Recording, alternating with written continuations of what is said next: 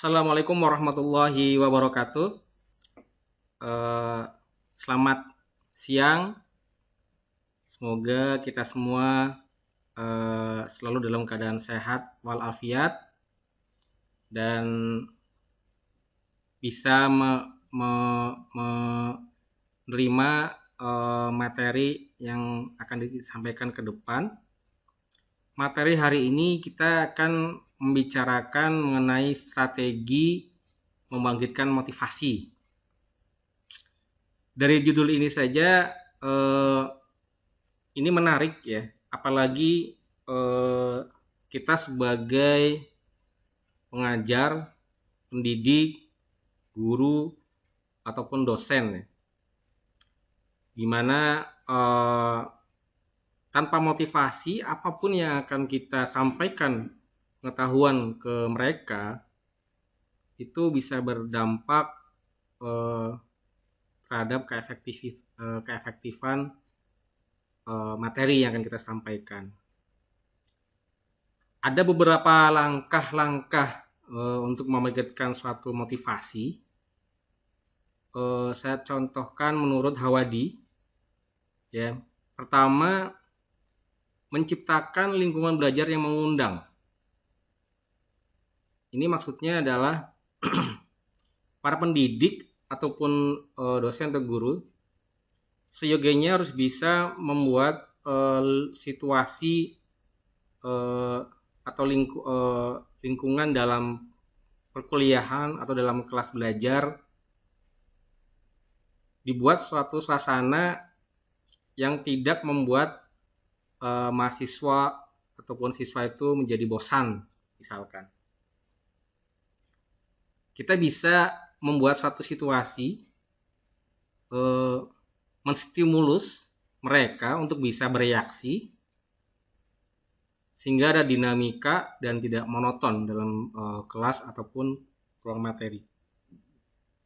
Ini bisa kita gunakan strategi ini. Misalkan saja di sela-sela perkuliahan kita bisa mensisipi dengan ice breaking misalkan. Sehingga ini juga penting para pendidik ataupun dosen bisa menguasai ice breaking. Sudah banyak contohnya saya kira, sehingga kita bisa gunakan metode ini. Yang kedua, mindset pendidik sebagai motivator. Jadi selain kita menyampaikan pengetahuan, selain kita men-share pengalaman, selain kita memberikan pengajaran, seyogianya kita sebagai pendidik juga harus bisa berperan sebagai motivator. Artinya kita harus bisa tidak selalu monoton, tidak melulu memberikan suatu materi sesuai dengan mata kuliahnya tentunya.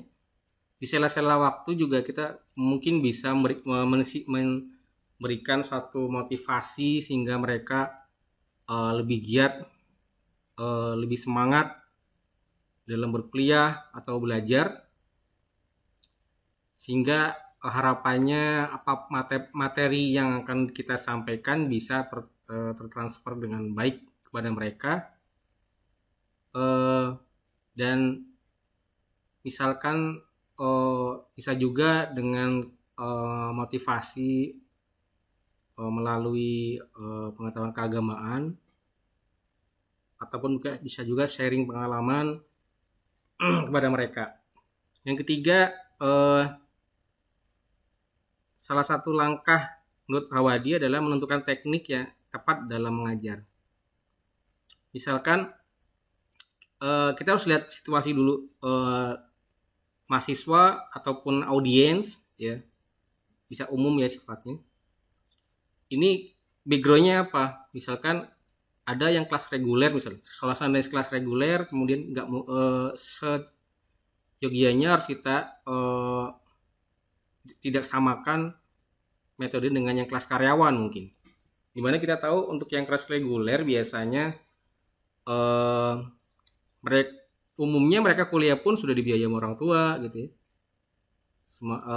Mereka tinggal belajar saja gitu, sehingga terkadang eh, karena mereka nggak merasa capek mencari biaya gitu ya, kadang mereka malas untuk belajar, sehingga ini perlu diberikan suatu teknik tertentu ya dalam mengajar.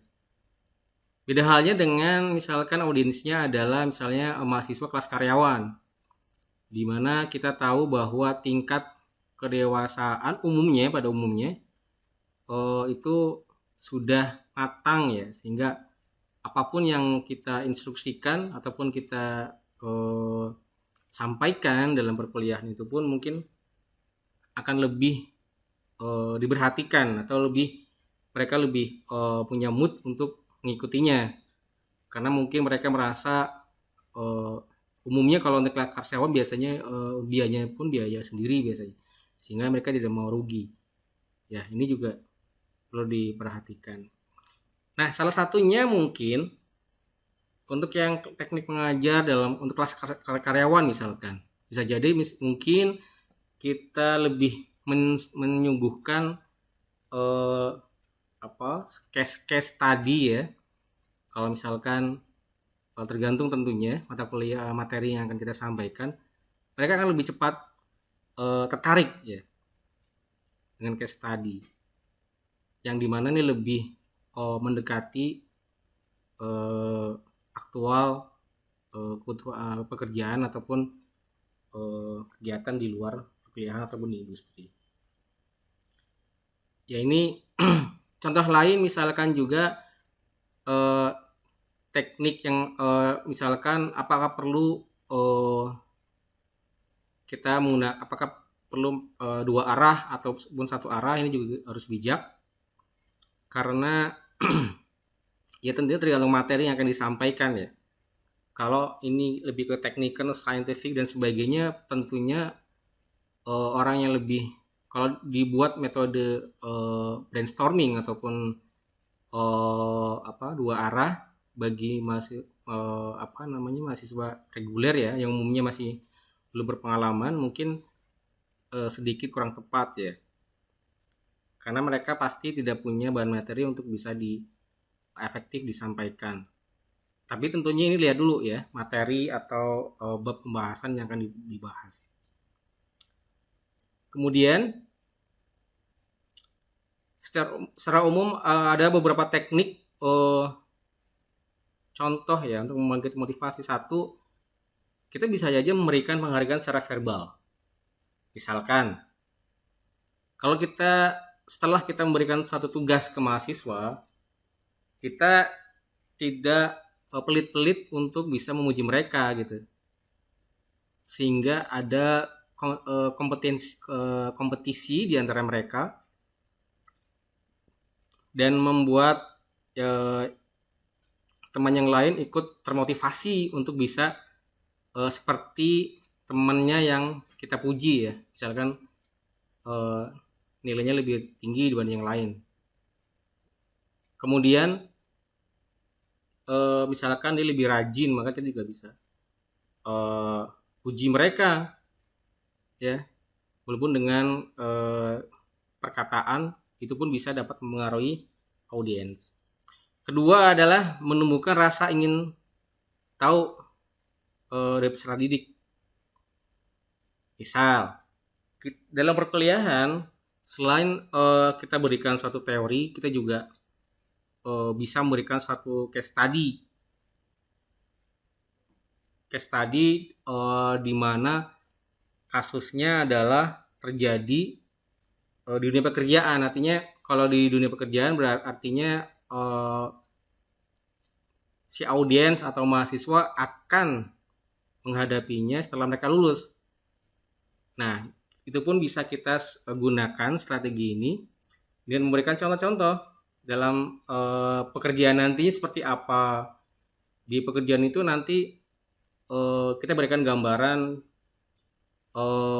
ternyata di luar sana ada hal-hal yang lebih unik. Misal ada hal-hal ternyata kalau kita misalkan kalau kita sebagai eh, masalah teknik misalnya. Ternyata di luar itu ada teknologi yang robotik misalnya, itu yang aneh dan fully automation misalnya. Sehingga di mana dalam perkuliahan ini mereka mahasiswa juga mungkin baru tahu istilahnya tapi secara detail mungkin tidak tahu.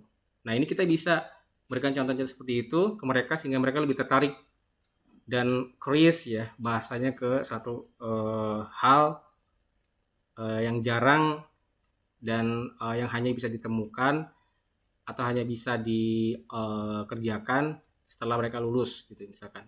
Poin-poinnya juga penting.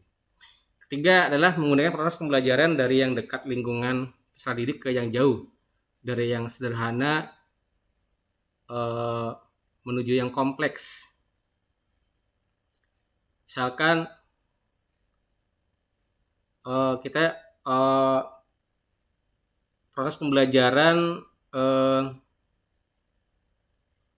misalkan kita tanya ke mahasiswa lokasinya di mana rumahnya misal gitu. Terus kemudian kita setelah kita tahu maka kita bisa kaitkan dengan mata kuliah atau materi yang disampaikan, kita hubungkan ke sekitar lingkungan mereka, di situ ada apa gitu ya. Dan kemudian apa sih yang bisa mereka lakukan untuk bisa terjun atau terlibat di lingkungan itu.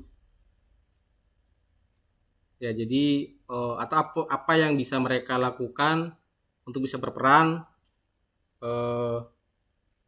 Kita bisa berdiskusikan tentang itu kepada mereka dan mungkin brainstorming ya bisa juga untuk bisa terlibat mungkin dalam case di lingkungan mereka. Yang keempat, kita bisa menggunakan metode simulasi. Misal dalam perkuliahan itu kita mempresentasikan suatu kasus, mempresentasikan suatu pengetahuan dengan 3D modeling misal, 3D modeling animasi misalkan. Nah, itu akan lebih efektif dibanding kita menerangkan secara ucapan ya. Misalkan kita akan menjelaskan suatu sistem kerja dari suatu mesin misalkan. Itu akan lebih gampang tercerna oleh mereka dengan bentuk simulasi gambar misalkan. Nah, itu juga itu akan membuat mereka lebih tertarik dan tidak jenuh ya, dan akan lebih mudah dipahami oleh mereka.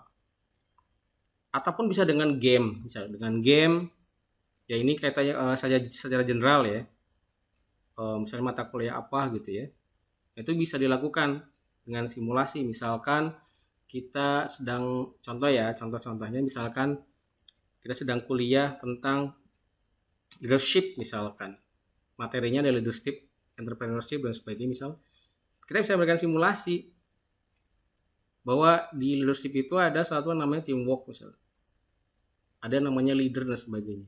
Kita bisa berikan simulasi dengan game-game dan kita kaitkan dengan bagaimana menjadi suatu leader atau sebagai manajer, bagaimana cara memposisikan dengan mensimulasikan dengan game. Cara kelima juga kita bisa melibatkan peserta didik di kegiatan pelajaran. Misalkan kita akan mereview suatu jurnal misalkan, maka kita akan meminta peserta untuk maju untuk membacakan ataupun mempresentasikan jurnal tersebut. Kemudian kita akan menstimulus dan menjadikan suatu forum diskusi di jurnal itu. Kita akan membiarkan mungkin si mahasiswa, kita tunjuk saja satu mahasiswa atau dua mahasiswa untuk maju ke depan dan seolah-olah dia adalah suatu leader ya. Kemudian kita ciptakan diskusi kelompok, nah itu juga, sehingga ada interaksi sama mahasiswa dan membahas suatu masalah tertentu dan harus cari solusinya. Itu mungkin bisa juga dijadikan metode. Kemudian kita juga harus paham mengenai iklim sosial di lembaga pendidikan. Ya, jadi misalkan sebelum kita mulai proses pembelajaran, kita juga harus tahu permasalahan sosial di lingkungan sekolah kita, di lingkungan sekolah ataupun kampus ya, sehingga mana sih yang bisa kita manfaatkan untuk bisa menciptakan suatu mahasiswa bisa lebih giat untuk lebih belajar dan lebih curious terhadap mata kuliah yang akan disampaikan. Misalkan kalau seandainya di lingkungan sosial di lembaga pendidikan itu ada beberapa beasiswa misalkan, ternyata kita punya lembaga di lingkungan ada beasiswa, mungkin kita bisa memberikan gambaran atau memberikan ide ke mahasiswa untuk bisa dapat ikut program belajar tersebut misalkan. Yang ketujuh adalah memberikan kesempatan kepada peserta didik untuk mengeksplorasi kemampuannya. Kita bisa menanyakan pertama dari hobi ya, brainstorming kepada mereka. Kemudian kita tahu bahwa ada mahasiswa yang lebih paham atau lebih mahir dalam materi tersebut, dan ini bisa kita ajak mereka untuk bisa kita asah dan lebih kemampuannya mereka dengan memberikan satu tugas misalkan gitu ya. Kemudian kita tantang mereka, kita challenge mereka untuk lebih bagus lagi, lebih baik lagi, sehingga kita ternyata paham bahwa kemampuannya pun bisa jadi mereka lebih pintar dari kita atau pengetahuan knowledge mereka lebih bagus dibanding kita.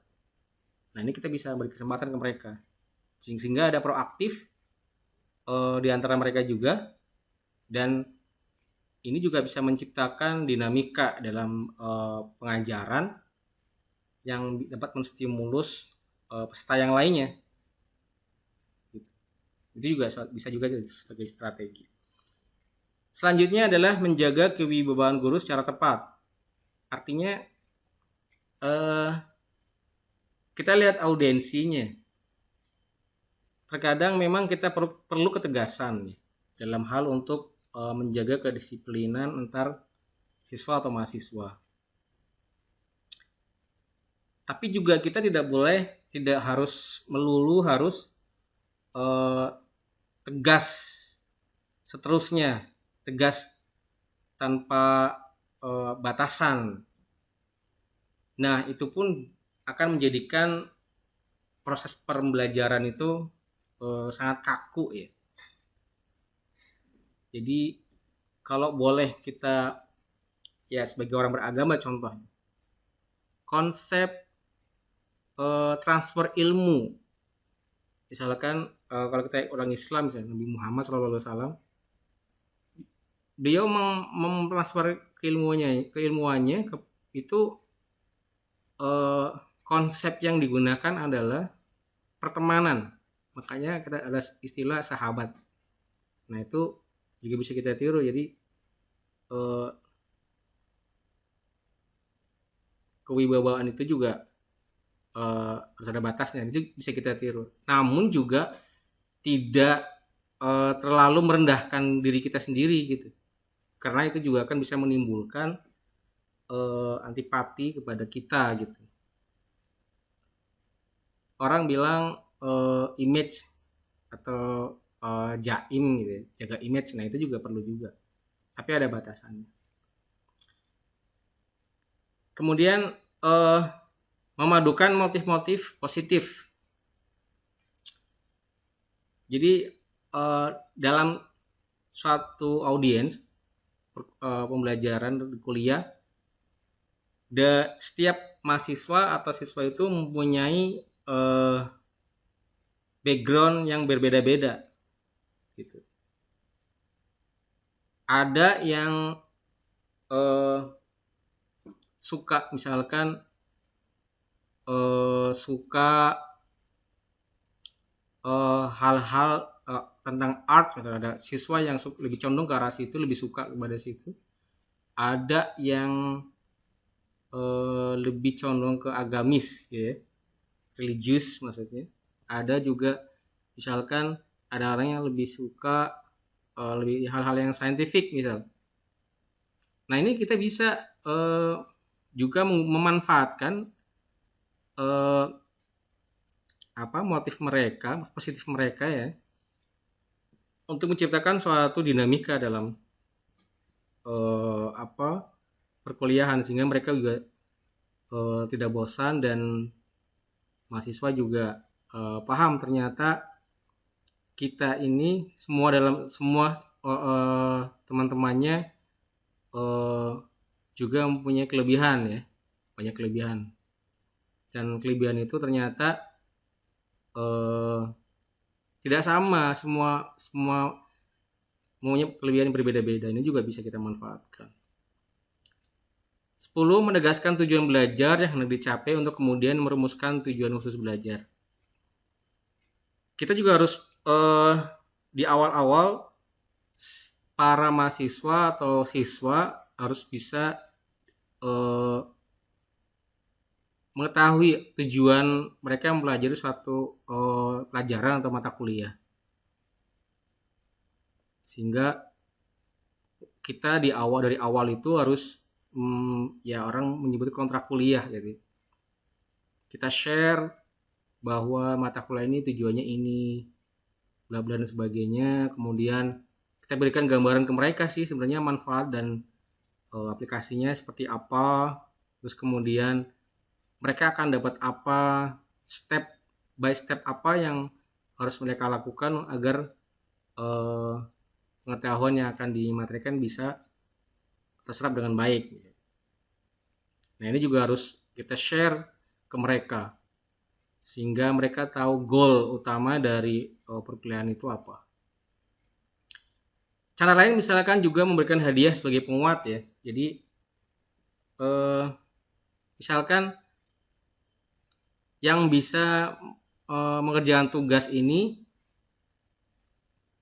atau mengerjakan, kita berikan suatu kuis gitu ya, kemudian kita kasih hadiah. Hadiah itu bisa berupa nilai, hadiah itu bisa berupa misalkan ya kalau kita ada rezeki mungkin bisa jadi kita hadiah misalnya kan barang gitu, tidak masalah gitu ya. Itu bisa memotivasi mereka untuk semangat untuk belajar dan sebagainya.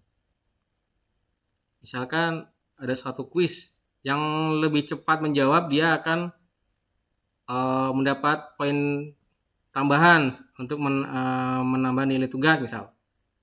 Nah kita berikan gitu, bisa juga dengan itu. Nah itu juga bisa memotivasi mereka. Kemudian melaporkan hasil belajar peserta didik. Pada setiap tugas, kuis, setelah UTS misalkan, kita bisa share ke mereka nilai apa adanya, sehingga juga mereka akan menjadi menjadi pertimbangan mereka untuk ke depan harus lebih baik. Dan di situ juga kita bisa menjelaskan salahnya di mana, yang benar itu harus apa. Nah itu juga bisa digunakan sehingga mereka pun akan termotivasi untuk bisa berubah atau belajar lebih baik lagi untuk ke depan. 13. Kita bisa membuat suasana persaingan yang sehat antar peserta didik. Ini maksudnya adalah kita harus bisa objektif dalam hal treatment atau ya memberikan suasana adil ya. Kalau misalkan sepakat bahwa misalkan yang telat mengumpulkan tugas, maka poin nilainya akan dikurangin misal. Nah, ini juga kita harus tidak boleh belah sebelah, karena misalnya contoh ada 1-2 mahasiswa yang biasa kita suruh bikinin kopi, beli apa, kemudian kita nilai mereka jadi subjektif. Nah, itu juga tidak boleh. Jadi buat persaingan yang kompetitif dan sehat. Kemudian mengembangkan persaingan dengan diri sendiri. Jadi kita kalau bisa memberikan suatu tantangan, misalkan apa tugas misalnya, review tugas, review jurnal, misalnya tugas review jurnal, kemudian kita minta ke para mahasiswa untuk mereview dan mempresentasikan di depan kelas. Nah, kita akan challenge, misalkan pertama jurnal bahasa Indonesia gitu ya. Kemudian challenge mereka harus bisa misalkan mereview jurnal yang bahasa Inggris. Nah, ini juga bisa juga digunakan ya, sehingga mereka ada dinamika untuk berkembang. Kemudian memberikan contoh positif ya, kita sebagai pendidik juga harus bisa memberikan contoh ya, tentunya contoh yang positif, bagaimana sikap kita, bagaimana transfer knowledge kita kepada mereka harus kita tunjukkan ya, yang bersifat positif. Hilangkan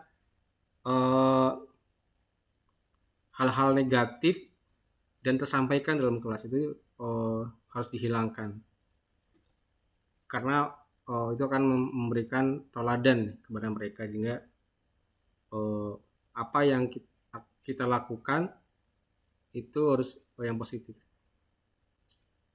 Selanjutnya, Bapak Ibu dan teman-teman sekalian, dalam mengembangkan motivasi belajar juga saya nukil dari Mohan ya. Ada 3 dalam mengembangkan motivasi belajar. Pertama, menciptakan suasana dari rumah. Nah, ini memang tugas ya, tantangan buat kita ya. Ini kan suasana. Jadi sekolah, kuliah itu adalah rumah kedua bagi mahasiswa atau siswa. Nah, ini mau tidak mau, suka atau tidak suka, ini punya pengaruh ya kepada untuk motivasi belajar. Sehingga mungkin kita di sekolah hanya bisa memberikan homework kepada mereka, sehingga mereka juga ya termotivasi juga untuk giat belajar di rumah. Selanjutnya adalah menanamkan keyakinan untuk giat berjuang. Jadi kita bisa memberikan gambaran kepada mereka bahwa untuk mendapatkan suatu kesuksesan, misalkan mendapatkan suatu posisi adalah dengan by proses, dan proses itu tidak bisa serta-merta kita dapat, tapi juga harus kita peroleh dengan usaha, sehingga apapun yang kita usahakan harapannya adalah hasil yang terbaik. Kemudian memberikan inspirasi ya. Kalau misalnya kita punya bagaimanapun seorang pendidik ataupun seorang dosen ataupun guru, kalau orang bilang ada istilah lebih banyak makan garam.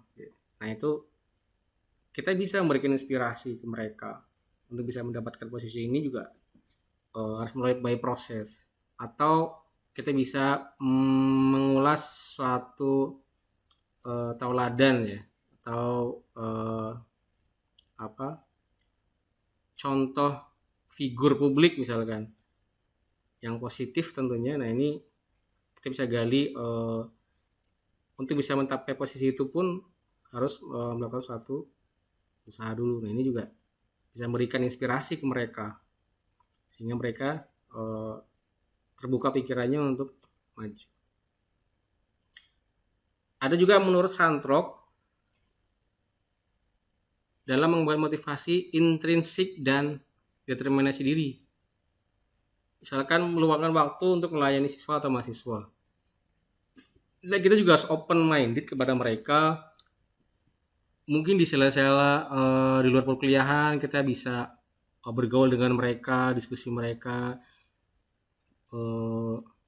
Ya katakan sebagai orang tua mereka di sekolah gitu, atau di kampus. Kita bisa diskusi dengan mereka. Dan juga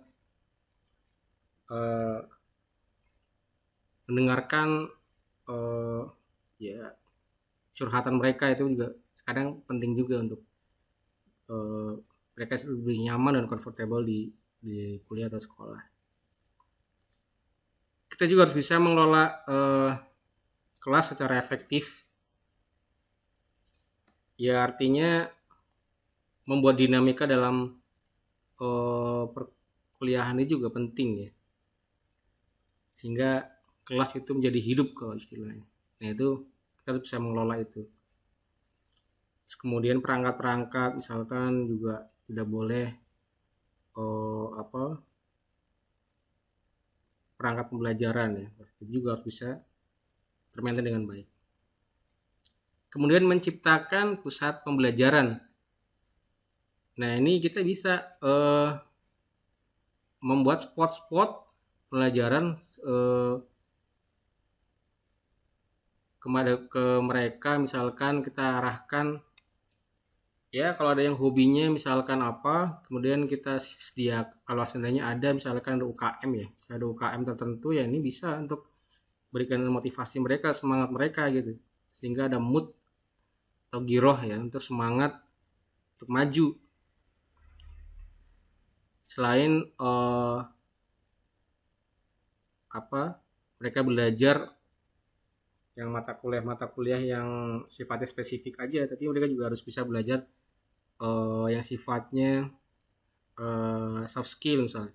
Ya, kita bisa menciptakan spot-spot pembelajaran lain. Sama halnya dengan membentuk kelompok minat ya. Ini juga bisa untuk memotivasi mereka.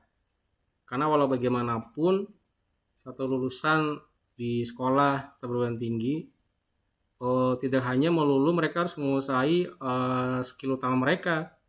Kita juga harus bisa tahu minat dan bakat mereka sebagai pelengkap added value mereka. Nah, kita bisa menciptakan kelompok itu sehingga ada perbaikan semangat, giroh, spirit mereka untuk tetap belajar. Menurut Santok juga ada strategi untuk membantu murid mencapai pengalaman optimal. Ya harus kompeten dan termotivasi mengajar.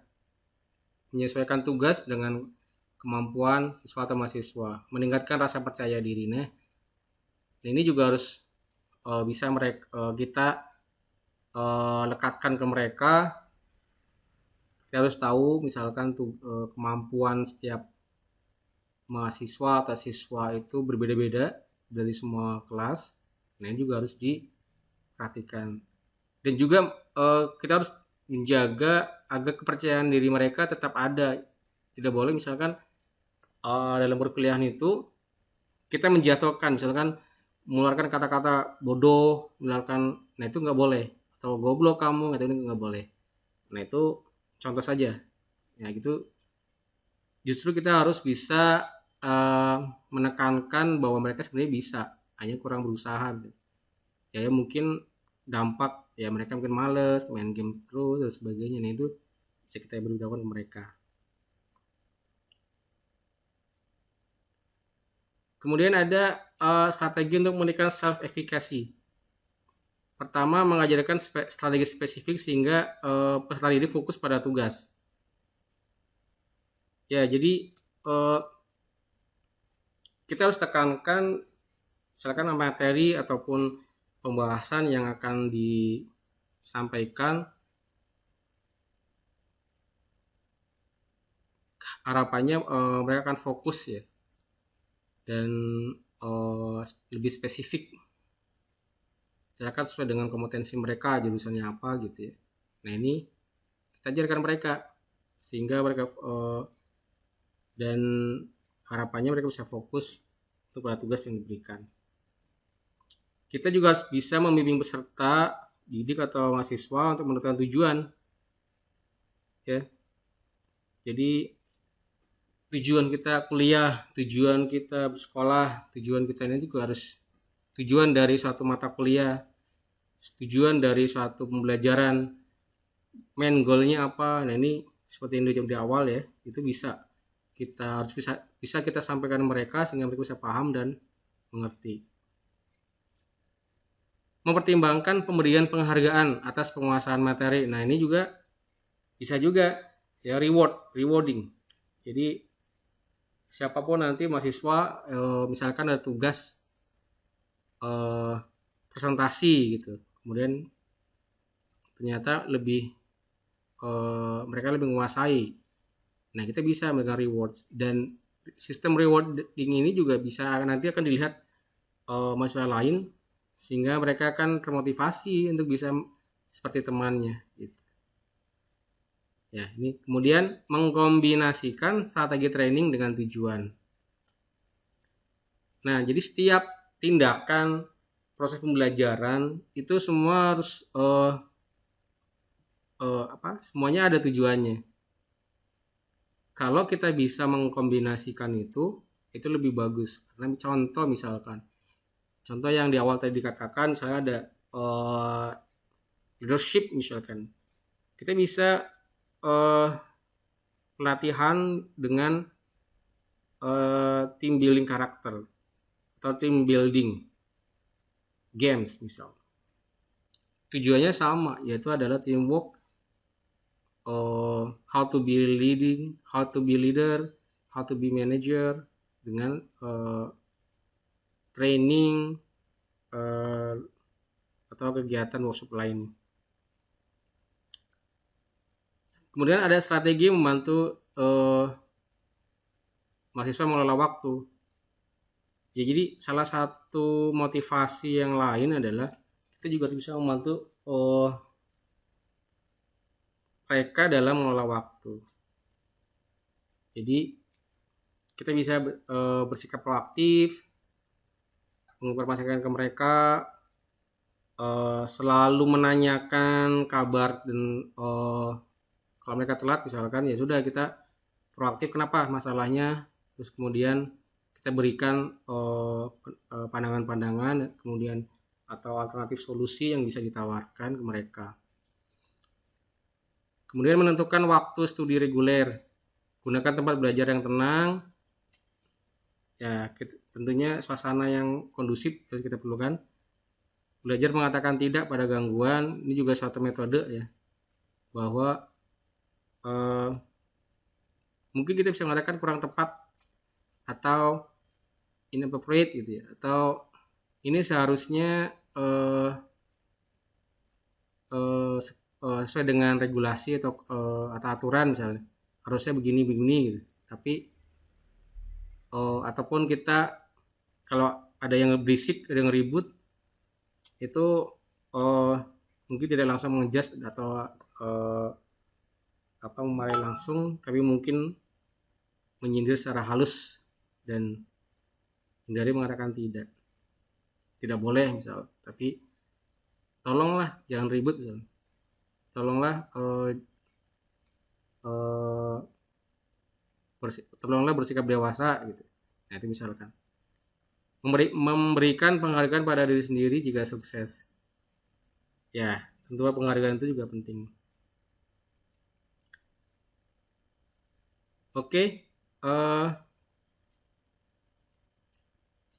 ada terakhir dari materi ini adalah ada quote, orang hebat tidak dihasilkan melalui kemudahan, kesenangan, atau kenyamanan, tapi mereka dibentuk melalui kesukaran, tantangan, dan air mata. Ya ini semoga